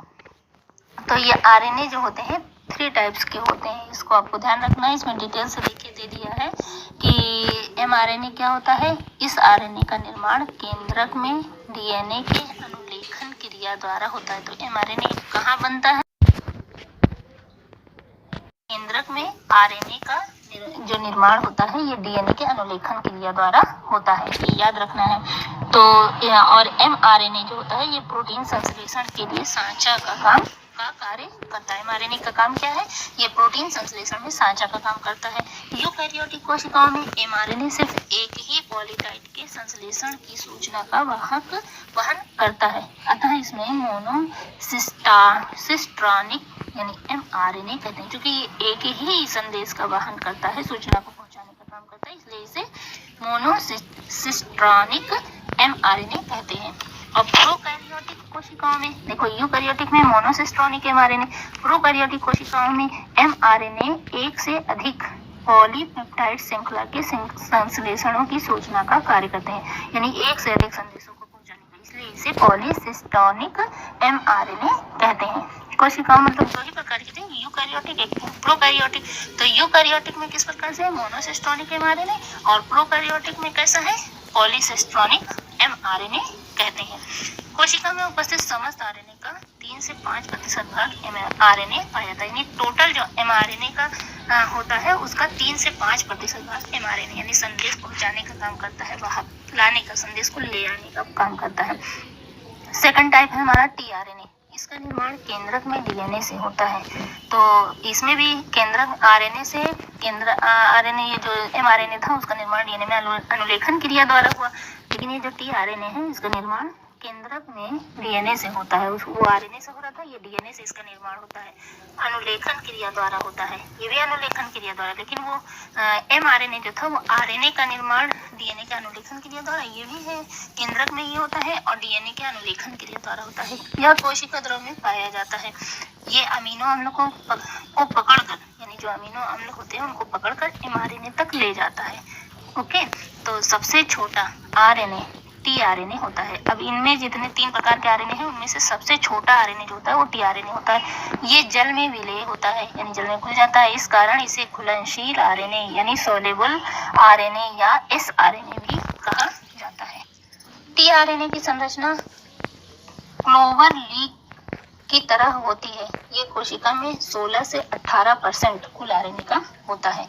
थर्ड हमारा आरएनए है rRNA। ये राइबोसोम्स में पाया जाता है। ये कहाँ पाया जाता है? राइबोसोम्स में पाया जाता है और प्रोटीन संश्लेषण में सहायक होता है।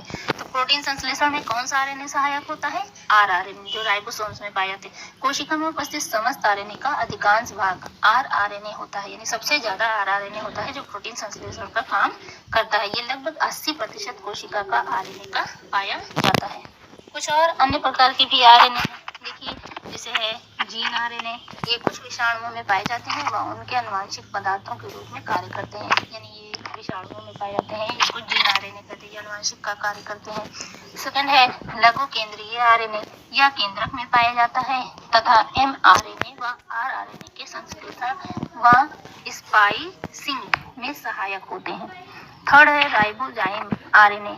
कुछ आरएनए उत्प्रेरक की तरह कार्य करते हैं, इन्हें राइबोजाइम्स आरएनए कहते हैं। उत्प्रेरक मतलब होते हैं जो क्रिया को बढ़ा देते हैं। ओके, तो ये जो उसकी प्रोटीन संश्लेषण की क्रिया होती है उसको बढ़ा देते हैं, उसके काम करने की क्षमता को बढ़ा देते हैं, तो इसको राइबोजाइम आरएनए कहते हैं। ये रासायनिक अभिक्रिया की गति को बढ़ाने का काम करते हैं, यानी ये हम बताए ना कि उत्प्रेरक का काम क्या है? रासायनिक अभिक्रिया की गति को बढ़ा देना। तो चूंकि ये गति को बढ़ा देते हैं इसलिए इसे राइबोजाइम आरएनए कहते हैं। कुछ टिप्पणियां आपके उसमें आती हैं पेपर में। अनुलेखन क्या है? अभी ये मैंने उधर बता दिया था ट्रांसक्रिप्शन के, इस पे नोट से ये लिखा हुआ है, इसको देख लीजिएगा कि डीएनए से आरएनए का बनना तो वो क्या कहलाता है? ट्रांसक्रिप्शन कहलाता है, यानी डीएनए का वह भाग जो आरएनए के बनने में भाग लेते हैं। तो कौन कौन से हैं? एक उसे अनुलेखन इकाई कहते हैं, जो भाग लेते हैं उन्हें अनुलेखन इकाई कहते हैं। ये 3 होते हैं, कौन कौन से? एक उन्नायक, प्रमोटर, उन्नायक क्या कहते हैं इंग्लिश में? प्रमोटर। सेकंड है संरचनात्मक जीन, यानी स्ट्रक्चरल जीन्स कहते हैं। थर्ड हमारा है समापक भाग, यानी टेर्मिनेटर रीजन। ये 3 रीजन है देखिए इसमें, जिसमें क्या होता है? डीएनए से आरएनए का बनना, यानी डीएनए से आरएनए किस प्रकार बन रहा है? उन्नायक भाग, यानी जब ये आगे बढ़ रहे हैं, उसके बाद फिर संरचनात्मक जीन, तीसरा है समापक भाग। 3 भाग में ये जाके डीएनए से आरएनए के बनने की क्रिया पूर्ण होती है। इसी को कहते हैं अनुलेखन। ये डायग्राम में भी लिखा है और लिखा भी हुआ है, देखिए इसको ध्यान से तैयार कर लीजिएगा। तो डायग्राम में देखिए ये दिया है प्रमोटर का क्या काम है। ये सिग्मा के आकार के होते हैं आरएनए पॉलीमरेज। फिर उसके बाद यहाँ देखिए इनिशिएशन हो रहा है, यानी आरंभ होता है, धीरे धीरे से यहाँ से इस तरह से आरएनए निकलते हैं। फिर देखिए आरएनए बनकर ये टूट कर अलग हो जाते हैं, कोशिका द्रव में चला जाता है, इसको कहते हैं टर्मिनेशन। तो उन्नायक भाग पर आरएनए पॉलीमरेज आकर जुड़ जाता है और आरएनए पॉलीमरेज के पास आकर एक दूसरा सिग्मा कारक आकर जुड़ता है। सिग्मा कारक के आकर जुड़ते ही अनुलेखन क्रिया शुरू हो जाती है और mRNA 5'3' पर बनने लगते हैं। जैसे ही ये समापन भाग पर पहुंचता है वैसे ही अनुलेखन क्रिया पूरी हो जाती है और जितना mRNA बनता है वही उतना ही mRNA बनकर केंद्रक से निकलकर कोशिका द्रव में चले जाते हैं। इस पूरी प्रक्रिया को अनुलेखन कहते हैं। चूंकि अनुलेखन केवल एक ही दिशा में होता है, यानी 5 to 3 दिशा में, तो इस दिशा में mRNA बनने के लिए डीएनए का 3 to 5 दिशा की आवश्यकता होगी। तो इस दिशा में mRNA बनने के लिए DNA का 3 to 5 दिशा की आवश्यकता होगी। इसका स्टैंड पर जिस स्टैंड पर RNA बनता है उस स्टैंड को टेम्पलेट स्टैंड तथा जिस स्टैंड पर RNA नहीं बनता है उस स्टैंड को कोडिंग स्टैंड कहते हैं। तो प्रमोटर रीजन पर देखो RNA पूरा ये डिटेल वो डायग्राम में दिया है पीछे, और ये डिटेल आपको दिया है कि आप इसको समझ लीजिए, तैयार कर लीजिए कि प्रमोटर रीजन पर RNA पॉलीमरेज आकर रुकता है, वैसे ही सिग्मा कारक आकर जुड़ जाता है, तो फिर इस क्रिया को इनिशिएशन कहते हैं। अब RNA पॉलीमरेज हाइड्रोजन बंध को तोड़कर आगे बढ़ता है और mRNA बनकर लंबी संरचना दिखाई देने लगती है, परंतु अलग नहीं होते, तो इस क्रिया को इलोंगेशन क्रिया कहते हैं। इस क्रिया में सिग्मा कारक निकल कर अलग हो जाता है और इसके बाद RNA पॉलीमरेज टर्मिनल रीजन पर पहुंच जाता है, वैसे ही एक नया कारक आकर जुड़ता है जिसे रोह कारक कहते हैं। इस भाग को अनुलेखन क्रिया रुक जाती है। इस पर कुछ क्वेश्चन आते हैं, ये क्वेश्चन मैंने लिख दिया है। देखिए, अनुलेखन क्रिया किस दिशा में होती है? कौन सा RNA पॉलीमरेज से जुड़ता है जिससे अभिक्रिया शुरू होती है, और कौन सा कारक है जो पॉलीमरेज से जुड़ा है जिससे यह क्रिया रुक जाती है? तो DNA का वह भाग जिसे RNA बनता है वह क्या है? तो इन सारे क्वेश्चन को आप इसको तैयार करके इसी आंसर को कमेंट्स पर लिखकर प्लीज हमें शेयर कीजिएगा, तो हमें समझ में आ जाएगा कि आपको हमारी नोट्स आपको कैसी लग रही है। तो हम चलते हैं और आगे टॉपिक पर। नेक्स्ट टॉपिक हमारा था, देखो एक प्रोटीन जो होता है ये 20 अमीनो अम्लों से यानी 20 अमीनो एसिड से मिलकर बने होते हैं। ये क्वेश्चन 1 नंबर पे पूछा जाता है कि प्रोटीन कितने अमीनो अम्ल से बने होते हैं। ये 20 अमीनो अम्ल से बने होते हैं, और इसे अगर पूछा जाए कि प्रोटीन की यूनिट क्या है तो अमीनो अम्ल है। ओके, ये अमीनो अम्लों के मिलने से ही प्रोटीन का निर्माण होता है। अब हम आते हैं अपने टॉपिक पर कि अनुवांशिक कोड यानी कि जेनेटिक कोडॉन क्या चीज है। इस पर टिप्पणी आती है, जेनेटिक कोडॉन पर टिप्पणी कीजिए। चार्ज गेमो का विचार था कि mRNA का पर कुल 4 प्रकार के नाइट्रोजन क्षार पाए जाते हैं, एडेनिन, ग्वानिन, साइटोसिन और यूरेसिल। यही नाइट्रोजन क्षार से 3 नाइट्रोजन क्षार मिलकर एक कोडॉन बनाते हैं, यानी ये जो 4 नाइट्रोजन क्षार थे इनसे 3 नाइट्रोजन क्षार आपस में मिलकर एक कोडॉन बनाते हैं। क्या? जैसे बना देंगे AUG या ACU, कोई भी 3 मिल जाएंगे आपस में, तो 4 प्रकार के नाइट्रोजन क्षार से कुल 64 प्रकार के कोडॉन बनते हैं। कि 4 की पावर 3 करेंगे तो 4 चौक 16, 16 चौक 64। टोटल कितने कोडॉन बनते हैं? 64 कोडॉन बनते हैं। तो जब DNA से mRNA बनता है तो इसमें 2 चीजें एक्सॉन और इंट्रॉन पाए जाते हैं। ये भी मैंने भी पीछे बताया था आपको, एक्सॉन और इंट्रॉन क्या है। एक्सॉन वो भाग जो क्रियाशील भाग होता है, यानी जो DNA से RNA को बनाता है, और इंट्रॉन है जो क्रियाशील नहीं होते हैं, जो भाग नहीं लेते हैं। स्पाइलिंग की क्रिया द्वारा इंट्रॉन रिमूव हो जाते हैं, इनका कोई काम नहीं है। तो स्पाइलिंग की जब क्रिया होती है तो इसमें से इंट्रॉन जो होते हैं वो रिमूव हो जाते हैं तथा इस पर उनके स्थानांतरण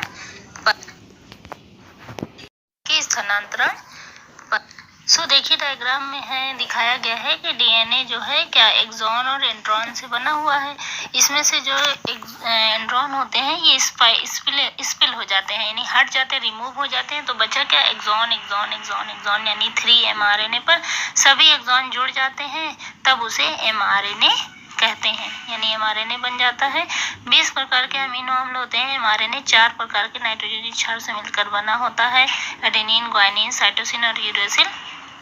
इसमें से mRNA DNA पर जो सूचनाएं होती हैं उन्हें कॉपी करके कोशिका द्रव में सूचनाओं को 20 प्रकार के अमीनो अम्लों को कोड करने के लिए tRNA पर एंटीकोडॉन्स बनते हैं जो अलग अलग अमीनो अम्ल को कोड करने के लिए होते हैं।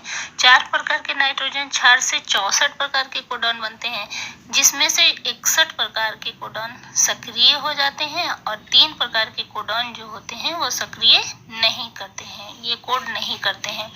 इसे कहते हैं स्टॉप कोडॉन। ये कौन कौन से हैं इसको एकदम मस्ट आपको याद रखना है। UAA और UAC और UGA, ये 3 कोडॉन जो होते हैं 61 तो भाग लेते हैं यानी सक्रिय होते हैं, और जो 3 ये होते हैं, तीनों के नाम दिए गए हैं, ये तीनों जो होते हैं ये निष्क्रिय होते हैं, यानी ये स्टॉप कोडॉन कहलाते हैं। ये पूछ सकते हैं कि स्टॉप कोडॉन कौन कौन से हैं, तो UAA, UAC और UGA। यदि इनमें से कोई भी कोडॉन mRNA पर आ जाता है तो प्रोटीन संश्लेषण की क्रिया वहीं से बंद हो जाती है। अगर कोई भी ये तीनों में से अगर आके जुड़ जाता है तो mRNA पर। तो जो प्रोटीन संश्लेषण की क्रिया है, यानी RNA का मुख्य काम यही है, प्रोटीन संश्लेषण करना। तो प्रोटीन संश्लेषण की क्रिया जो होती है वो होनी बंद हो जाती है। तो कोडॉन AUG और एंटीकोडॉन UAC, अमीनो अम्ल मेथेनोइक। इस तरह से देखिए, कोडॉन में से एक कोडॉन AUG ऐसा कोडॉन है जो प्रोटीन संश्लेषण की क्रिया को प्रारंभ करता है। ये बहुत इंपॉर्टेंट है, इसको याद रखिएगा कि शुरू कौन करता है कोडॉन को, AUG। ये इसको प्रक्रिया को शुरू करने वाला सबसे पहला कोडॉन है। तो tRNA अमीनो अम्ल को लेकर mRNA पर आता है जहां उसका कोडॉन होता है। इसी प्रकार दूसरा tRNA mRNA पर अमीनो अम्ल को लेकर आता है और जहां उसका कोडॉन मैच करता है वहां एंटीकोडॉन जुड़ जाता है। जहां पर वो मैच करने लगता है वहां से एंटीकोडॉन जुड़ जाता है और अपने अमीनो अम्लों को पहला वाला छोड़कर चला जाता है। इस प्रकार एक के बाद एक एंटीकोडॉन आता है और दूसरा अमीनो अम्ल को छोड़कर चला जाता है। इस प्रकार सभी अमीनो अम्ल जुड़ते जाते हैं और संघनित होकर एक प्रोटीन का निर्माण करते हैं। एंटीकोडॉन कोडॉन से मैच नहीं करता, वह वापस चला जाता है। जो मैच नहीं करेगा वो वापस चला जाए। तो इस प्रकार से संपूर्ण क्रिया को प्रोटीन का संश्लेषण कहते हैं। जब mRNA पर पहले राइबोसोम्स आकर जुड़ते हैं तो प्रोटीन संश्लेषण की क्रिया होती है, फिर अमीनो अम्ल पर आकर कोडिंग करते हैं। तो ये आपको ग्राफ में दिखाया गया है कि कौन कौन से हैं जो जोड़ करके एक संख्या बनाते हैं, चारों अमीनो अम्ल, और ये काम करते हैं, और कौन से इसमें रुकने वाले हैं। देखिए स्टॉप ये है AAA और AAG सभी देखिए आपको इसमें डायग्राम में लिखा हुआ है कि कौन कौन से ये बनाते हैं, जो काम करते हैं यानी प्रोटीन संश्लेषण में भाग लेते हैं, और कौन से स्टॉप कोडॉन कहते हैं। सारे नाम लिखे हैं, इसको आप तैयार कर लीजिएगा। तो कोडॉन की विशेषता क्या है? कोडॉन हमेशा त्रिक होते हैं, यानी संख्या में 3 होते हैं। कोडॉन हमेशा 3 अमीनो अम्ल से मिलकर बने होते हैं। सेकंड पॉइंट है कि एक कोडॉन सिर्फ एक ही अमीनो अम्ल को कोड करता है। एक कोडॉन क्या करता है? एक ही अमीनो अम्ल को कोड करता है। थर्ड है स्टॉप कोडॉन को ही टर्मिनेशन कोड कहते हैं, यानी ये टर्मिनेशन का मतलब होता है हट जाना, तो ये रिमूव हो जाता है। तो स्टॉप कोडॉन कौन कौन से हैं? UAA, UAG और UGA। फोर्थ पॉइंट है कुछ अमीनो अम्ल का कूट लेखन एक से अधिक कोडॉन होता है, उसे डीजेनरेट कोडॉन कहते हैं। पांचवा है कोडॉन सार्वभौमिक यानी यूनिवर्सल होता है।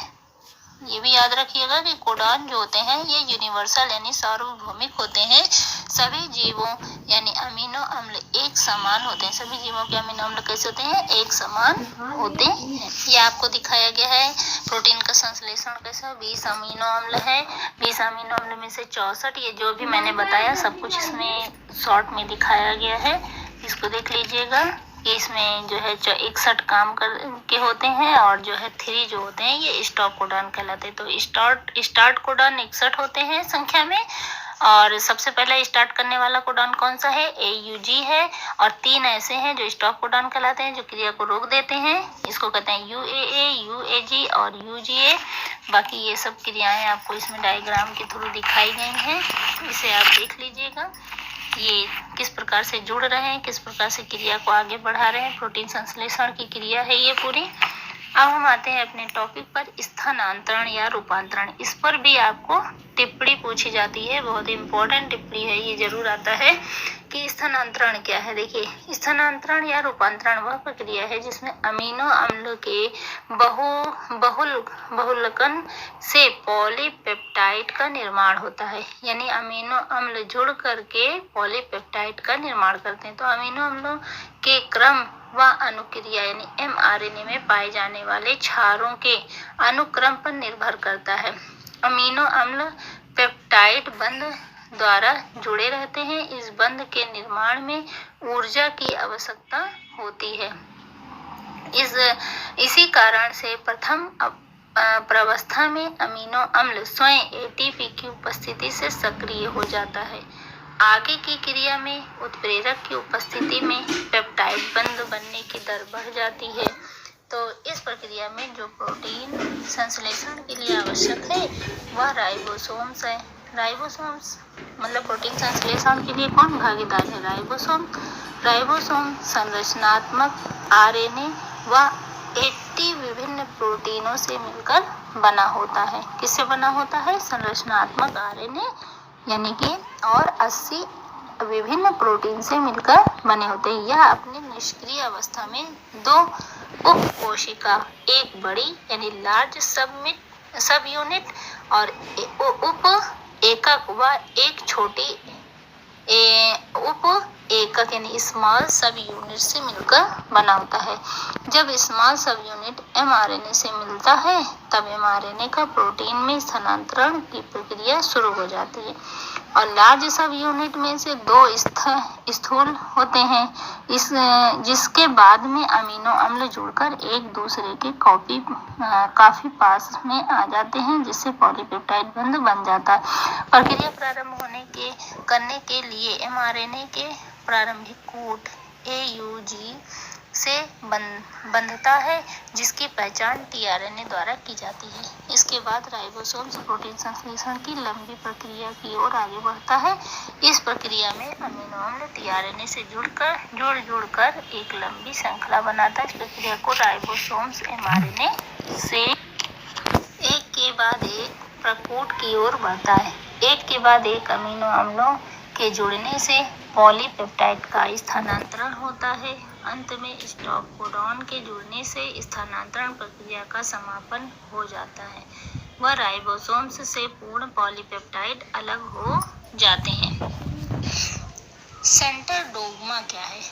ऑफ मॉलिक्यूलर बायोलॉजी, ये इम्पोर्टेंट टॉपिक है, ये भी पूछा जाता है, टिप्पणी आती है कि central dogma of molecular biology, आणविक जीव विज्ञान का सेंट्रल डोग्मा।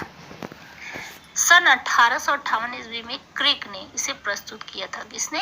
क्रिक ने प्रस्तुत किया था। उन्होंने बताया कि आनुवंशिक सूचनाओं का प्रवाह एक दिशात्मक होता है, यानी एक ही दिशा में आनुवंशिक सूचनाएं प्रवाहित होती हैं। डीएनए से सूचना ट्रांसक्रिप्शन द्वारा एमआरएनए में, फिर एमआरएनए से सूचना ट्रांसलेशन के द्वारा पॉलीपेप्टाइड में स्थानांतरित हो जाती है। इसे ही आणविक जीव विज्ञान का सेंट्रल डोग्मा कहते हैं।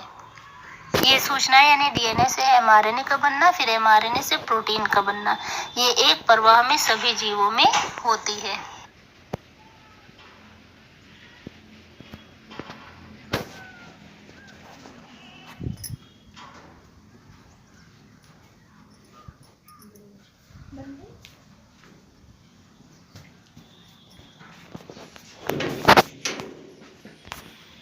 विज्ञान का सेंट्रल डोग्मा, ये मैंने अभी आपको बताया कि क्या है।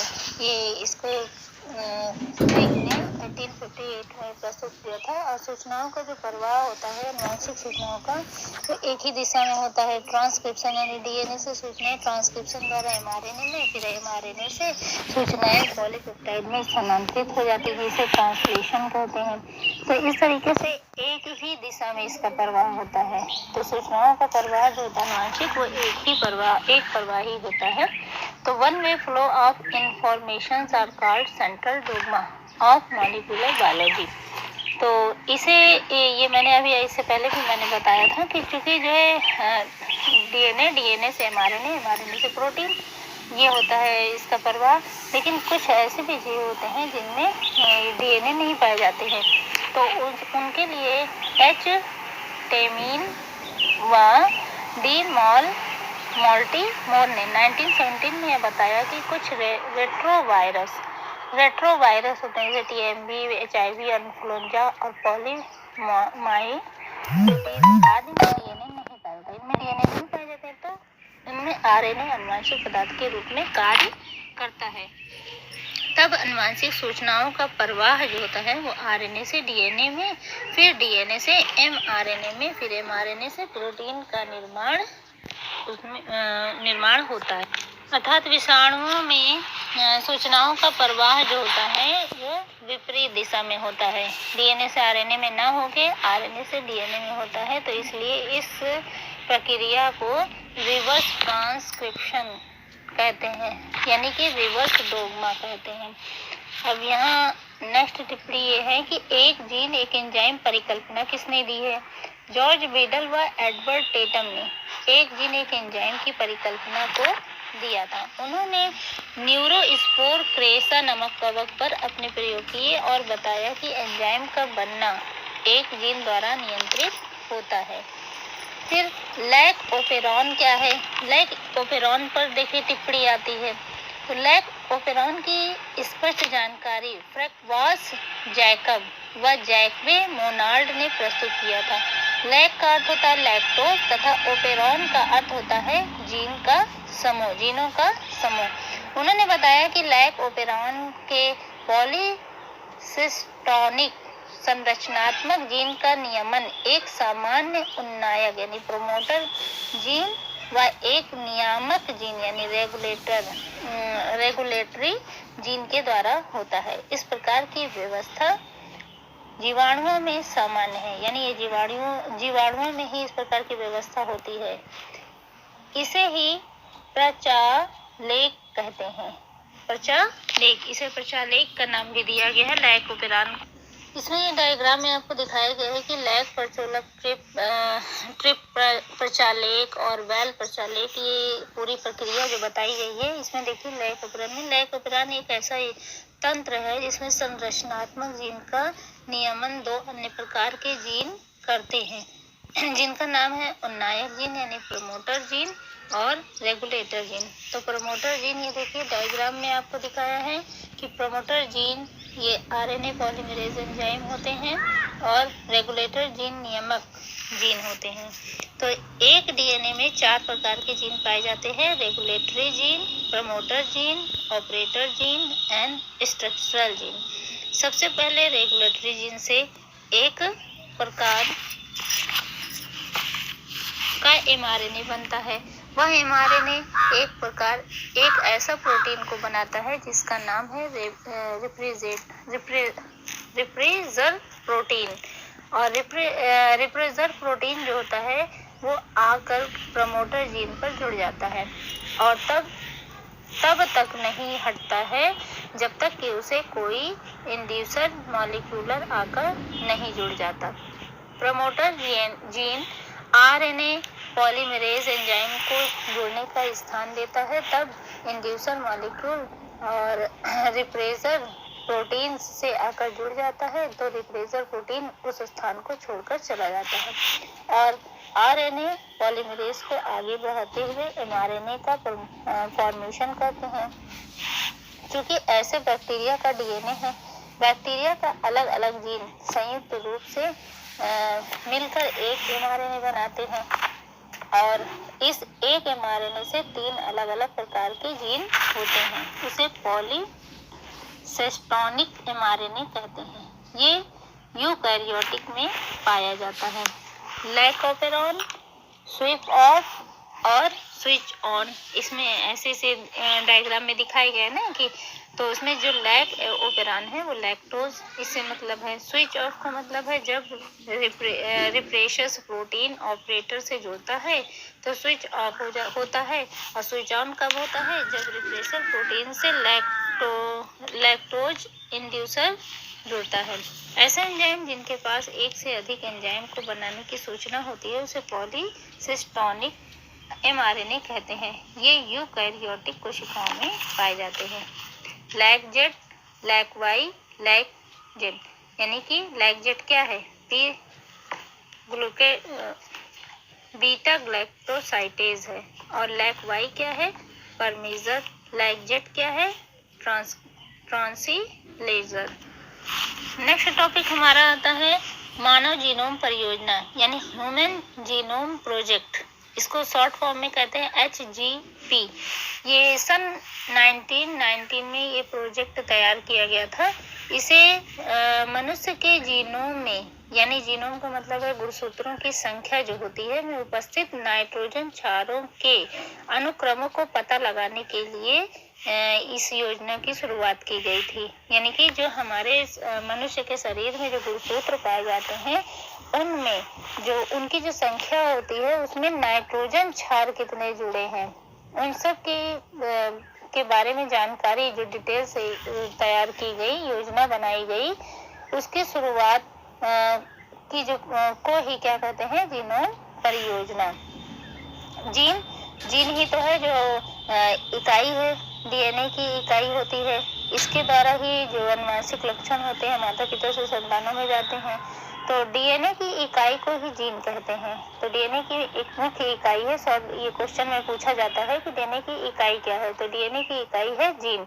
और जीन के माध्यम से ही हमारी सूचनाएं, जो अनुवांशिक सूचनाएं होती हैं, वो माता पिता से संतानों में पहुंचती हैं। तो नाइट्रोजन क्षार, एक जीन में 3000 लगभग नाइट्रोजन क्षार होते हैं। कितने होते हैं? एक जीन को अगर देखें तो उसमें 3000 यानी 3000 लगभग नाइट्रोजन क्षार पाए जाते हैं। तो डीएनए में 3 बिलियन नाइट्रोजन यानी 3000 जो जीन होता है 30,000 जीन क्षार। तो इस तरीके से क्योंकि जितनी जीन की जो संख्या होगी जितने उतने ही उसमें नाइट्रोजन क्षार उपस्थित होंगे। फिर मानव जीनोम परियोजना का लक्ष्य क्या था, क्यों इसको बनाया गया? फर्स्ट इसका पॉइंट है कि लगभग 20,000 से 25,000 सभी जीनों के बारे में पता लगाना। ठीक। सेकंड पॉइंट था कि मानव डीएनए को बनने वाले 3 बिलियन यानी एनबी के अनुक्रमों का पता लगाना। थर्ड पॉइंट है उपरोक्त जानकारी को आंकड़ों के रूप में संग्रहित करना। मानव जीनोम की क्या विशेषताएं हैं? विशेषताएं से अगर पूछ लेता है तो आप क्या लिखेंगे? तो इसके लिए कुछ पॉइंट है। फर्स्ट पॉइंट है मानव जीनोम में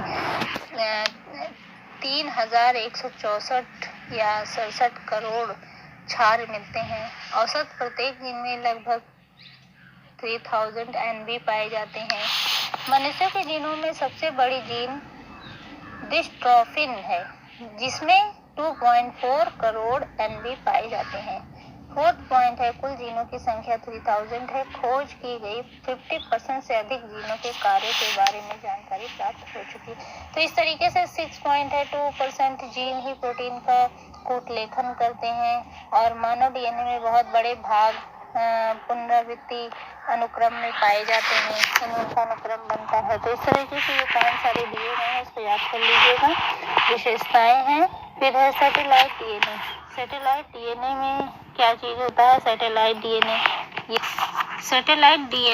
जब प्रिंट हम लोगों का मतलब कहते हैं ना कि डीएनए टेस्ट होता है तो उसमें सैटेलाइट डीएनए का काम होता है। सैटेलाइट डीएनए जो होते हैं इसमें जेनेटिक ये जो ब्लड जेनेटिक डीएनए होते हैं 99.9% टोटल समान होते हैं सभी प्राणियों में, पर 0.1% जो होते हैं वो असमान डीएनए होते हैं। तो असमान सैटेलाइट डीएनए जो होते हैं ये 2 टाइप्स के होते हैं। मिनी सैटेलाइट डीएनए क्षारों का अनुक्रम 10 से 50 हो सकता है। यानी इसका जो क्रम होता है जैसे ACTT AACCG, तो यही क्रम होता है जो वो किया जाता है। मतलब कहते नहीं है कि डीएनए टेस्ट कराना है तो डीएनए जो टेस्ट किया जाता है तो उसमें इसी को चेक किया जाता है कि ये 0.1% अगर किसी से मैच करता है तो वो उसकी संतान है और नहीं मैच करता है तो उसकी संतान नहीं है। तो ये है मिनी सैटेलाइट के क्रम 10 से 50 हो सकते हैं। और दूसरा टाइप होता है माइक्रो सैटेलाइट डीएनए, क्षारों का अनुक्रम इसमें 50 से 100 तक हो सकता है। तो ये ACC ये एक क्रम है इसका जो अमीनो अम्लों का क्रम को दिखाया गया है। तो NTR क्या है? वेरिएबल नंबर्स और टेंड्रॉन रिपीट्स इंड टू इंड यानी एक इंड से इंड। तो फिंगरप्रिंट जो हमारा लिया जाता है तो उस प्रिंट को लेते समय इसी चीज को चेक किया जाता है। यानी डीएनए के किस प्रकार से उसका सेटिंग हुआ है इसी को चेक करके ये देखा जाता है कि हाँ ये उससे मिल रहा है या नहीं मिल रहा है। डीएनए फिंगरप्रिंटिंग क्या है? डीएनए फिंगरप्रिंटिंग अगर आप जाएंगे तो ये लेबोरेटरी में आप जाएंगे तो वहाँ आपको ये देखने को मिलेगा कि जहाँ पर अपराधी वगैरह का कोई चीज़ का यानी किसी बच्चे को अगर मान लीजिए कहीं से मिला हुआ है और या कोई अपराधी है तो ये कहे कि नहीं ये मेरे पिता हैं या ये मेरी माता हैं, तो ये चेक करने के लिए कि वो सच कह रहा है या नहीं कह रहा है, तो उसके लिए उसका फिंगर प्रिंटिंग किया जाता है। तो डीएनए की फिंगर प्रिंटिंग जो होती है ये सभी पैथोलॉजी पर नहीं होती है, ये मुख्य जो अच्छे मतलब बड़ी पैथोलॉजियाँ हैं उनमें होती है। इसको सर्च करने के लिए कि ये उनकी मतलब जनरेशन है या नहीं है, तो जनरेशन को भी कैच करने के लिए ये सब किया जाता है। तो जो डीएनए का जो सोर्स होता है, कहाँ से डीएनए को प्राप्त किया जाता है, तो ये है बाल होता है या लार होता है, और या फिर स्किन थोड़ा सा ले लेते हैं, मतलब स्किन से लेकर बाल है और या फिर लार है, इन सब में से किसी भी चीज़ों से थोड़ा सा ले लेंगे और उसको सेंट्रीफ्यूगल मशीन में उसमें परख नली में डालकर इसको अलग करते हैं। तो इसमें ब्लड जीनोमिक जो होता है वो अलग हो जाता है और माइक्रो सैटेलाइट और मिनी सैटेलाइट ये पार्ट अलग हो जाते हैं। फिर इनमें से इस डीएनए को अलग खंडों में काट देते हैं। तो जब इसे दूसरी परख नली में लेकर इसको एंड्रोन्यूक्लिएजेस करते हैं, एंजाइम डालते हैं, तो ये इसके बंधों को तोड़कर अलग कर देता है। और इसका पूरा प्रयोग होता है जिसमें समुद्री घास का भी प्रयोग होता है। समुद्री घास इसको कहते हैं जेल इलेक्ट्रोफोरेसिस। ये जेल इलेक्ट्रोफोरेसिस के ऊपर इसको रखकर उसके बाद इसका जो भी प्रयोग है, इसको आप जाएंगे लेबोरेटरी तब आप देखेंगे। फिर इसको तोड़ देते हैं, यानी नायलॉन शीट इसके ऊपर बिछा दी जाती है। फिर नायलॉन शीट के ऊपर से डीएनए प्रोब्स पहले से बनाया होता है, नाइट्रोजन क्षारों को के अनुसार आकर जुड़ जाते हैं, यानी जिस तरीके से उनके नाइट्रोजन क्षार होते हैं वो जुड़कर उसके बाद उसका प्रिंट निकाला जाता है, एक्सरे शीट। फिर इससे देखकर ये पता लगाया जाता है कि ये मतलब इनकी संतान है या नहीं है। तो जीन का डीएनए फिंगरप्रिंट जो होता है वो सभी जीवों में हमेशा अलग अलग होता है। तो इसलिए जब भी कभी भी जानकारी प्राप्त करनी होती है कि ये कोई भी व्यक्ति इससे संबंधित है या नहीं है, तो इसका पता लगाने के लिए फिंगरप्रिंट का ही प्रयोग किया जाता है। तो सो बच्चों, मैंने आपको आपकी पूरी ये जितनी भी नोट्स थी, यानी अध्याय 6 वंशागति के आणविक आधार, ये मैंने आपको पूरा डिटेल से जितना भी लिखा मैंने इसको बता दिया। समझाने का तो इतना समय नहीं है, इतना लंबा लेसन है, इतनी आसानी से तो इसको नहीं बताया जा सकता है कि हाँ पूरा मैं डिटेल से बता सकूं, पर मैं ये कोशिश कर रही हूँ कि मैं आपको इतना समझा दूँ कि आपको ये पूरी तरीके से नोट्स समझ में आ जाए और आप अपनी तैयारी एग्ज़ाम की अच्छे से कर सकें।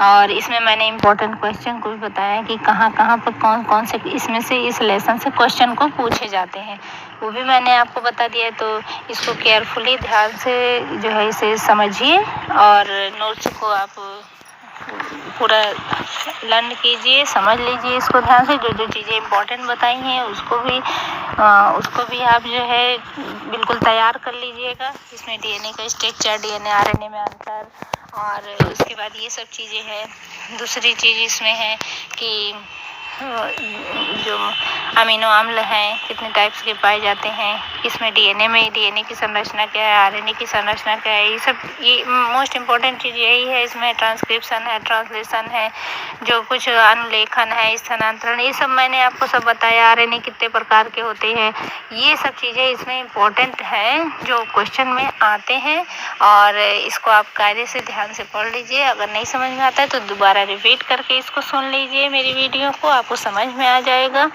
और इस तरह से आपको मैं जितनी हेल्प कर सकती हूँ मैं आपको पूरी आप तक नोट्स पहुँचाने की कोशिश करूँगी। तो thanks for watching my video. अगर आपको अच्छा लगा है तो इसे अपने दोस्तों को शेयर कीजिए कि जिससे उनकी भी हेल्प हो सके, और इस तरीके से हमारी वीडियो को आप देखते रहिए और अपने दोस्तों से शेयर करते रहिए। Okay, bye bye.